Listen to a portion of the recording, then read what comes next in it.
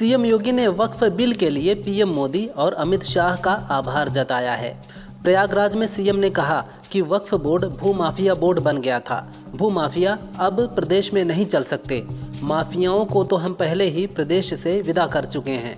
अब प्रदेश में माफियागिरी नहीं चलेगी।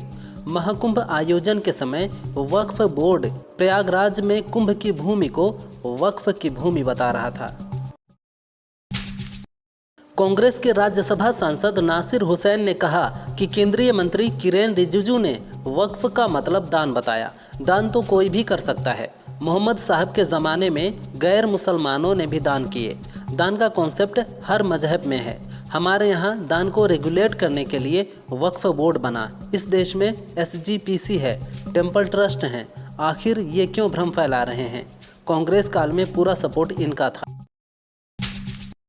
अमरोहा जिला के जोया ब्लॉक में क्रिकेटर मोहम्मद शमी की बहन शबीना, बहनोई, गजनबी और कुछ अन्य परिजनों समेत 18 लोगों को मनरेगा मजदूर बताकर फर्जीवाड़ा हुआ है। अब इस मामले में शबीना की सास गुले आयशा से 8.68 लाख की वसूली की जाएगी। शमी की बहन की सास ही मनरेगा फर्जीवाड़े से जुड़े गांव पलौला की प्रधान हैं। वहीं इस मामले में डीएम ने 3 पंचायत सचिव समेत 8 अधिकारियों और कर्मचारियों को निलंबित कर दिया है। धन वर्षा के नाम पर गरीब लड़कियों के साथ तंत्र क्रिया करना, इस दौरान उनके प्राइवेट पार्ट की पूजा करना और वीडियो बनाना, फिर कुछ ऐसा करना कि लड़कियों को आगे की घटना याद ही नहीं रहती थी। संभल में पकड़े गए यूपी, दिल्ली और राजस्थान में फैले इस अंतर्राज्यीय गिरोह पर लड़कियों के साथ ही जानवरों की तस्करी का भी शक है।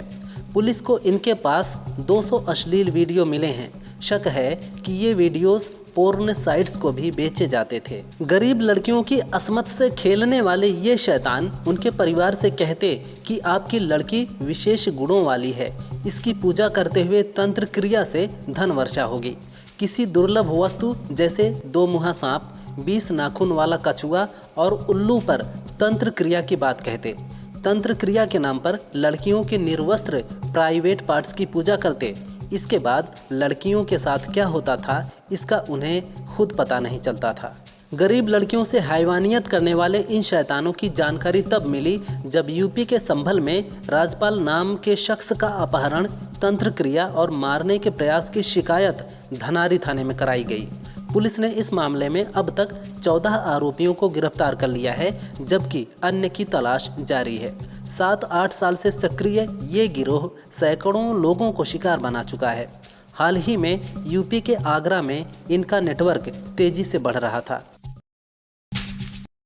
वाराणसी में सीएम योगी ने पीएम मोदी के जनसभा स्थल का निरीक्षण किया, लेकिन सीएम के इस दौर से पहले अधिकारियों ने पंचायत और तहसील के 20 बीघा फसल को काटकर दाना और भूसा किसानों के घर पहुंचा दिया। इसके बदले 1 रुपया भी नहीं लिया। करीब 30 कर्मचारियों को फसल काटने में लगाया था। अब खेत समतल हो चुका है और हेलीपैड भी बनकर तैयार है। बता दें, काशी में 11 और 12 अप्रैल को पीएम मोदी की रैली होने वाली है। बिहार के राज्यपाल आरिफ मोहम्मद खान उत्तर प्रदेश के दौरे पर हैं। यहाँ उन्होंने वक्फ संशोधन विधेयक पर कहा, 1986 में मुस्लिम महिला संरक्षण अधिनियम पास हुआ था, जिसमें कहा गया था कि अगर तलाकशुदा महिला को देखने वाला कोई नहीं है तो उन्हें वक्फ बोर्ड से महीना भत्ता दिलवाया जाएगा। लेकिन 2 साल बाद भी किसी बोर्ड ने कोई प्रावधान नहीं किया। यानी कहीं न कहीं गड़बड़ है और इसमें सुधार की आवश्यकता है। यूपी में जल्द ही पुलिस विभाग में SI, कांस्टेबल, कंप्यूटर ऑपरेटर और अन्य पदों समेत कुल 28,138 पद भरे जाएंगे। इन सभी भर्तियों के लिए नोटिफिकेशन अप्रैल महीने में जारी होंगे। इन पदों के लिए 12वीं पास से ग्रेजुएशन डिग्री वाले अप्लाई कर सकते हैं। अलग अलग पदों के लिए योग्यता अलग अलग होगी। कैंडिडेट्स का चयन लिखित परीक्षा, फिजिकल, डॉक्यूमेंट वेरिफिकेशन और मेडिकल एग्जामिनेशन के आधार पर किया जाएगा। गुजरात टाइटंस के खिलाफ मैच में फील्डिंग के दौरान विराट कोहली चोटिल हो गए थे। ऐसे में उनके अगला मैच खेलने पर संशय पैदा हो गया है। इसी बीच उनकी चोट पर RCB के हेड कोच एंडी फ्लावर ने अपडेट दिया है। उन्होंने कहा, कोहली बिल्कुल ठीक हैं और चिंता की कोई बात नहीं। जीटी के खिलाफ फील्डिंग के दौरान बाउंड्री रोकने की कोशिश में कोहली की उंगली में चोट लग गई थी, जिसकी वजह से वह मैदान पर ही कराहने लगे थे।